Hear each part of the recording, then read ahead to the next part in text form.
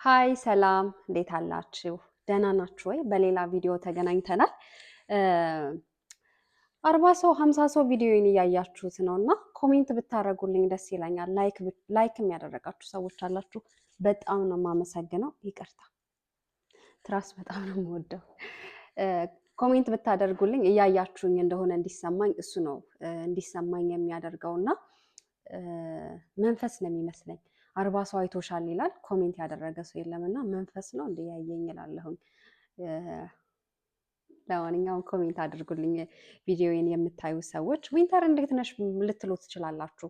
ሀሳቡ እንኳን ካልገባችሁ ምንድነው ሀሳቡ ካላችሁ ዊንተር አይተንሻል የሚል ኮሜንት ብትጽፉልኝ በጣም ነው ደስ የሚለኝ። ለማንኛውም ዛሬ በሌላ መጽሐፍ ተገናኝተናል። እንዳልኳችሁ ቡክ ሪኮሜንዴሽን እና ግማሽ ሀፍ ሪቪው ልትሉት ትችላላችሁ። ስለ መጽሐፉ የኔን ፐርስፔክቲቭ ነው የምነግራችሁ። ለዛሬ ይዤላችሁ የመጣሁት መጽሐፍ ደግሞ የዑመር ዑስማን ፊቅህ ኦፍ ሶሻል ሚዲያ ቡክ ክለባችን ላይ ሪቪው ካደረግናቸው መጽሐፎች ውስጥ አንዱ ነው። በእኔ ፍላጎት ሪቪው ካልተደረገ ብዬ ነበረ ሪቪው እንዲደረግ ያደረግኩት ቡክ ክለባችን ላይ እና ግን ሁሉም ወደውት ነበረ። እንደ ቡክ ክለብ ደግሞ ለመተርጎም አስበናል፣ ወደ አማርኛ ለመመለስ ማለት ነው። መጽሐፉ ከአረበኛ ወደ እንግሊዘኛ ነው የመጀመሪያው መጽሐፍ ኮንቨርት የተደረገው። በአረበኛ ነው ኦሪጂናሉ፣ ከዛ ወደ እንግሊዘኛ ተተረጎመ። እኛ ደግሞ በአማርኛ ተርጉመን ቡክ ክለባችን ላይ ሪቪው አደረግነው ማለት ነው። እና በአማርኛ ቢተረጎም ብዬ የምመኘው መጽሐፍ ነው። ጸሐፊው ከራሱ ተሞክሮ ከራሱ ጉድለት በመነሳት ነው መጽሐፉን ለመጻፍ የተነሳው። ከዛ ውጭ ግን እንደ ዋቢ ወይም ማጣቀሻ አድርጎ የሚጽፈው 2019-18 በእነሱ ማለት ነው መጽሐፉ የተጻፈው። ፌስቡክ በጣም ገኖ በነበረበት ጊዜ ላይ ሰዎች ፌስቡክን ያላግባብ ተጠቀሙት ብሎ ነበረ መጽሐፉን ለመጻፍ የተነሳው እና አሁን ላይ ደግሞ በእኔና እናንተ ዘመን ቲክቶክ አለ፣ ስናፕቻት አለ፣ ኢንስታግራም አለ፣ ቴሌግራምም ራሱን የቻለ እንትን ሆኗል አሁን ላይ እና አሁን ላይ ደግሞ ቢጽፈው እንዴት ሊጽፈው ይችል ነበረ ብዬ እንዳስብ አደረገኝ። በጣም ብዙ መጽሐፎችን ሳነብኔ ባለፈውም እንደነገርኳችሁ ከውጪ ወደ ውስጥ ነው ሪፍሌክት የማደርገው። መጽሐፉን ከውጪ ነው እንደዚህ አይቼው ነው እንዴ ምናምን ብዬ ፊልተር አለኝ። መጽሐፍ አጥልዬ ወደ እኔ የማመጣበት እላለሁ ብዙ ጊዜ እና እንትናቸው ቤዛቸው ወይ መጽሐፍ ቅዱስ ቁርአን ካልሆነ በስተቀር ከውስጥ ወደ ውጭ ሪፍሌክት ማድረግ አልፈልግም መጽሐፍን እና ይሄኛው መጽሐፍ ግን ከውጪ ብትሉ እንኳን እንትን አይላችሁም። የራሳችሁን መልክ ነው እንድታዩ የሚያደርጋችሁ። እናንተ ያላችሁበትን ሁኔታ ስክሮል ምን ያህል እንደምናደርግ በቀን ውስጥ እናውቃለን። ምን ያህል ታይም እንደምናጠፋ ስልካችን ላይ ምናምን ብዙ ሰዎችንም እንታዘባለን ታዛቢ ከሆነን እና እንዴ ምናምን እያልን ከውስጥ ወደ ውጭ ነው ሪፍሌክት የምናደርገው መጽሐፉን ስናነበው ማለት ነው። እና ለዛ ነው ይሄን መጽሐፍ ሪኮመንድ ላደርጋችሁ የመጣሁት። መጪው ረመዳን ነው ደግሞ ለሙስሊሞች እንኳን አደረሳችሁ። ከረመዳን ጋርም እንድትተሳሰሩ ከሶሻል ሚዲያ ራሳችሁን ገለል አድርጋችሁ ከረመዳን የዒባዳ ስሜቱ ጋር እንድትተሳሰሩ ያግዛችኋል ብዬ አስባለሁኝ። መጽሐፉን በቅርብ የምታገኙ ሰዎች ከረመዳን በፊት ብታነቡት ይጠቅማቸዋል። ግን ለሁሉም እኔ ለየትኛውም ሰው ሪኮመንድ የማደርገው መጽሐፍ ነው። በተለይ ሶሻል ሚዲያ በጣም እየተጠቀምኩኝ ነው ብሎ ራሱን እየታዘበ ያለ ሰው መታዘብ ብቻ መፈለግ ብቻ ከነገሩ እንድንወጣ ስለማያደርገን እንደዚህ ልክ ልካችንን እየነገረ ለምን እንደዚህ የሆንን እንዳለ ምናምን የሚነግረን ያስፈልጋል። እና መጽሐፉ ነጋሪ ነው። ደስ ሲል ቃሉ። ቅድም እንዳልኳችሁ መጽሐፉን የጻፈው ዑመር ዑስማን ከራሱ ተሞክሮ በመነሳት ነው። ግን ደግሞ ይላል መግቢያው ላይ አባቴን ቪዲዮ ጌም ግዛልኝ አልኩት ሱስ እንዳይሆንብኝ ስለፈራ ይላል ኢንተርኔት ፈቀደልኝ ይላል። አስቡት ያኔ ልጅ እያሉ ቪዲዮ ጌም ግዛልኝ ሲለው ነው ቪዲዮ ጌም ሱስ ይነባል ብሎ ኢንተርኔት ሲገዛለት ማለት ነው። አክቹዋሊ አሁን ላይ በእኔና እናንተ ዘመን ቪዲዮ ጌምም በጣም ሱስ የሆነባቸው ሰዎች እንደ ሶሻል ሚዲያው ተበራክተዋል። እንደ ድሮ አይደለም። ቪዲዮ ጌም በጣም አፕዴት ሆኗል። አሁን ላይ ኢንተርናሽናል ጌም ራሱ ተጀምሮለታል መሰለኝ። ባለፈው አንድ ኢንስታግራም ላይ ሪል እያየው ነበረ። ለማንኛውም 14 ቻፕተሮች አሉት መጽሐፉ። 14 ቻፕተሮች አሉት። የኔን በጣም ፌቨራይት ቻፕተሮች ነግራችኋለሁ። እሺ የተወሰኑትን ቻፕተሮች ልበልላችሁ። ኢንቴንሽን፣ ፍሬንድሺፕ፣ ንያ ወይም ጓደኝነት፣ ከቻፕተሮች ውስጥ ናቸው እነዚህ። ማስተንተን፣ ኃጢአትን ፐብሊክ ማድረግ። ወይ ይህን ቻፕተር ሳነበው ማለት ነው ስም እየጠራው ነው ያነበብኩት። ኃጢአታቸውን ፐብሊክ የሚያደርጉ ሰዎች ኢቨን ይሄ ናርሲሲስት ምናምን እያሉ ኃጢአታቸውን ፐብሊክ የሚያደርጉ ሰዎች ማለት ነው። ኃጢአታቸውን በሰው አላከው ፐብሊክ የሚያደርጉ ሰዎች። አሁን ላይ ደግሞ ኤቭሪቲንግ ኢዝ ኮንተንት አይደል? ፍቺ ኮንቴንት ነው፣ መጋባት ኮንቴንት ነው፣ መጣላት ኮንቴንት ነው፣ መታረቅ ኮንቴንት ነው፣ መውለድ ኮንቴንት ነው። ሁሉም ነገር ኮንቴንት በሆነበት ሰዎች እንኳን እያለቀሱ መቅረጽ ራሳቸውን ጀምረዋል። እሱም እንደ ኮንቴንት እየተቆጠረ ስለሆነ እና ኃጢአትን ፐብሊክ ማድረግ በቃ በጣም ወድጄ ያነበብኳት ፓርት ነች። ይህ መደበቅ የሚገባቸው ነውር፣ አሪፍ ደግሞ ቃል አገኘሁለት። ነውር የሚባሉ ነገሮች ጠፍተዋል አሁን ላይ እና ነውር እንኳን ኮንቴንት እየሆነ መጥቷል። ኃጢአትን ፐብሊክ ማድረግ በሚል ትርጓሜ ሰጠነዋል እንደ ቡክ ክለባችን። ቤተሰብ እሱም በጣም ኢንተረስቲንግ ቻፕተር ነበረ። ቅናት፣ አስመሳይነትማ ተውት እና ደግሞ ፍሬንድሽፕ በቃ የኔ ፌቨራይት ቻፕተር ፍሬንድሽፕ አንዱ ነው። ከዛ ደግሞ ኃጢአትን ፐብሊክ ማድረግ እና ቤተሰብ፣ ያ ሶስቱ ሁሉም በጣም ቆንጆ ቻፕተሮች ናቸው። ይኸውላችሁ ላይን ባይ ላይን በደንብ ከደራሲው ጋር እየተገናኛችሁ ነው የምታነቡት ማለት ነው። አንዱን ከአንዱ ማበላለጥ እንኳን ይከብዳል እዚህ መጽሐፍ ላይ። መጽሐፉ ፊቂህ ኦፍ ሶሻል ሚዲያ ነው ብያችኋለሁ። ፊቂህ የሚለው ቃል ወደ አማርኛ ሲመጣ ህግ የሚለውን ትርጓሜ ይይዛል እና የማህበራዊ አውድማ ልጓም ወይም ህግ የሚለውን ፍቺ የሚይዝ ይመስለኛል ወደ አማርኛ ስናመጣው የመጽሐፉ ታይትል ማለት ነው።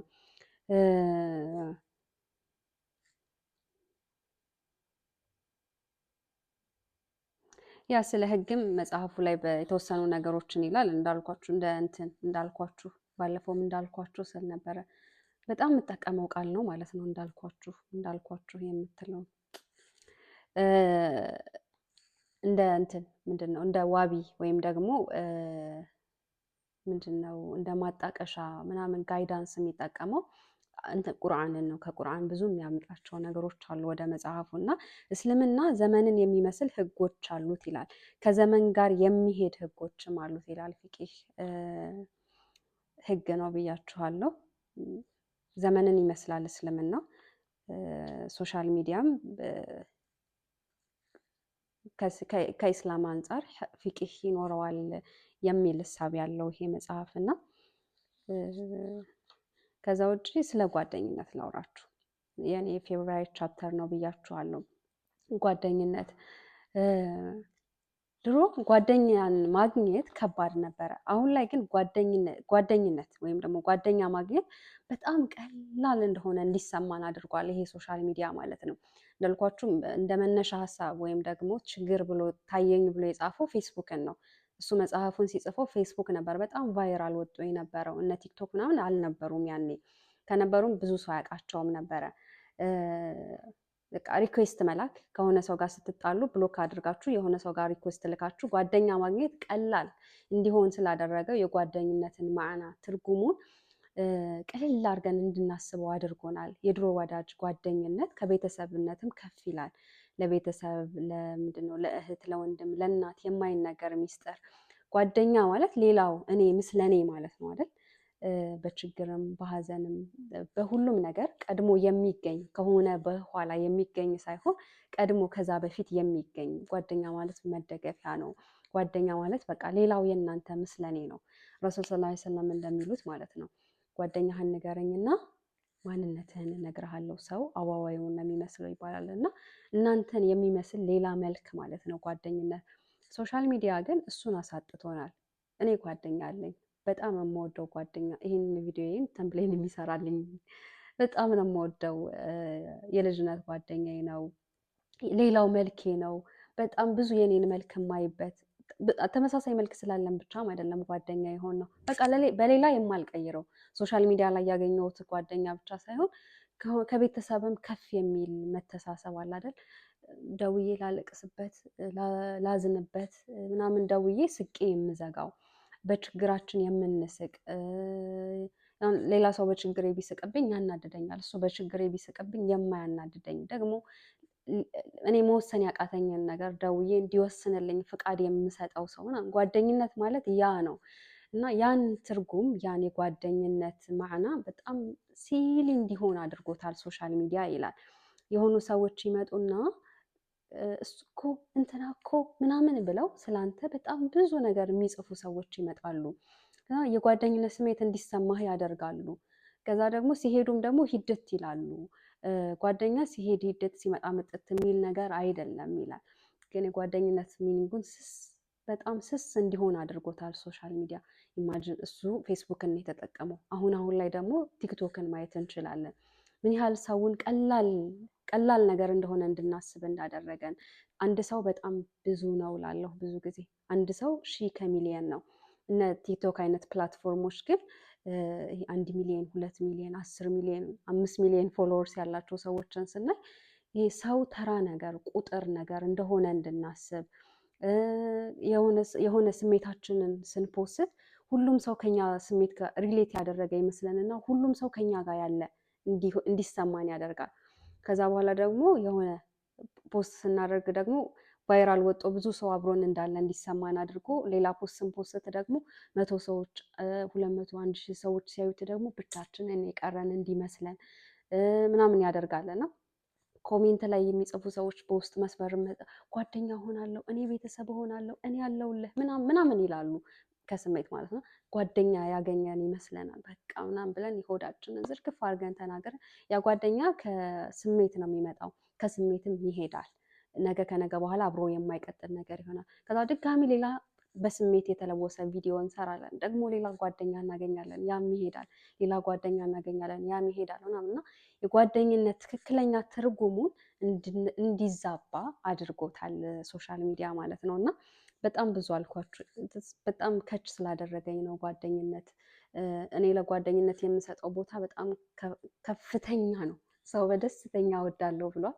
እኔም ጓደኝነትን በደስተኝነት እወዳለሁ። ጓደኛ ለመሆን ሞክሬ ከዛ የቀነስኳቸው ሰዎች አሉ በህይወቴ። ዲዘርቭ አያደርጉም የኔን ጓደኝነት እነዚህ ሰዎች ዲዘርቭ አያደርጉም፣ ወይም ደግሞ እነሱ በፈለጉት ልክ እየሰጠዋቸው አይደለም ብዬ የቀነስኩት ጓደኝነት አለኝ። ያን ያክል ጻድቅ ሰው አይደለሁኝም በጓደኝነትም። ግን አንድ ወዳጅ አለኝ ስለ ጓደኝነት ስሰብክ ጎበዝ ጓደኛ ነሽ እያለ ነገረኛ አንድ ወዳጅ አለኝ። እናንተ ግን ጓደኛ አላችሁ? የኔ የምትሉት የእናንተ ሌላ ምስለ እኔ ጓደኛ አላችሁ? በጣም ብዙ ሰው ጓደኛ የለኝም ስለሚል ነው ጓደኛ አለኝ ብዬ በልበ ሙሉነት የማወጋው። እኔ እዚህ መጽሐፍ ላይ በደንብ አብራርቶ ጽፎታል። ቻፕተሩ ላይ ይሄ ፍሬንድሺፕ ላይ ማለት ነው።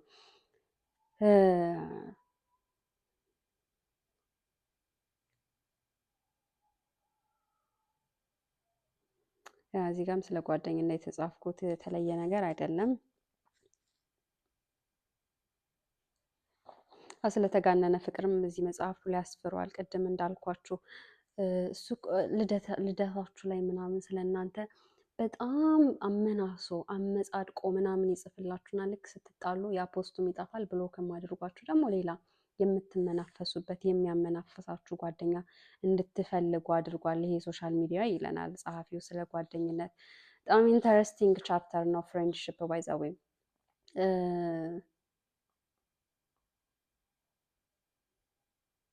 ኃጢአትን ፐብሊክ ማድረግ ስለሱ ትንሽ ላውራችሁማ።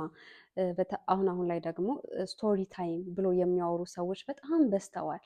ስቶሪ ታይማቸው ኃጢአት መሆኑን ረስተውታል። እኔ ኃጢአት፣ ጽድቅ፣ ጀነት፣ ገሃነም ምናምን በሚሉ ነገሮች ብዙ ምሳብ ሰው አይደለሁኝም። ግን ደግሞ ነውር ያለው ሰው በጣም ደስ ይለኛል። ያለው ሰው ስላችሁ ነውራም ማለት አይደለም። ነውሩን የሚደብቅ ሰው፣ እኔ ነውር የሌለው ሰው፣ ያልተደበቀ ነውር ያለው ሰው በጣም ያስፈራኛል።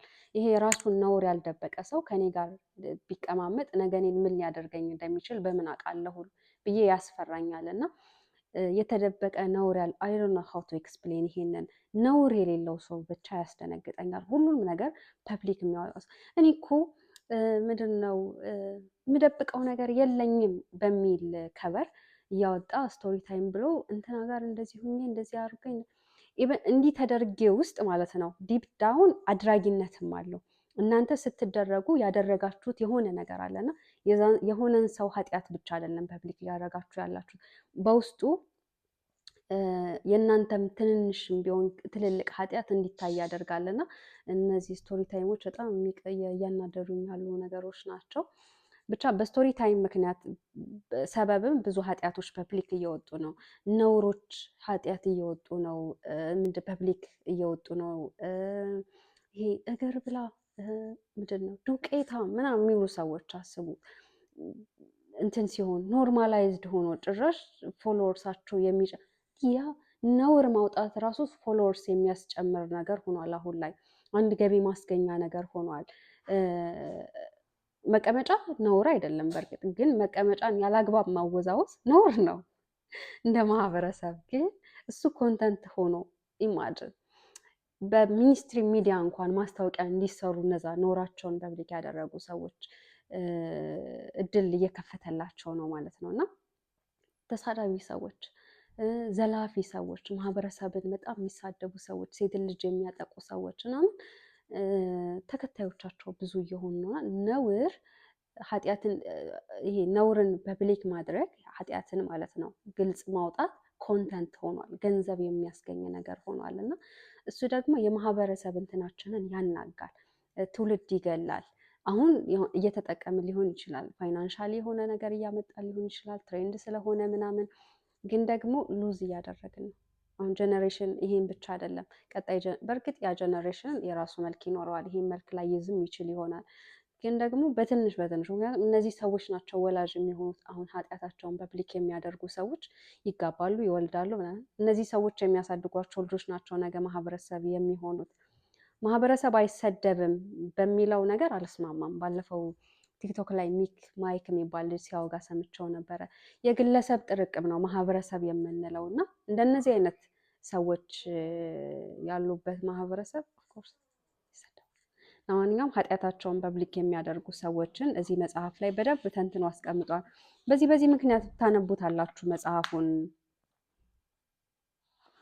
ይህን ያክል ካልኳችሁ ይበቃችኋል። ስለ ንያ ትንሽ ልንገራችሁ። የመጀመሪያው ቻፕተር ማለት ነው ኢንቴንሽን። ሶሻል ሚዲያ ለምሳሌ እኔ በጣም ራሴን እንድታዘብ አድርጎኛል ይሄ መጽሐፍ የምላችሁ። ልክ ስልኬን ስከፍተው ማለት ነው በምን ንያ ነው የምከፍተው?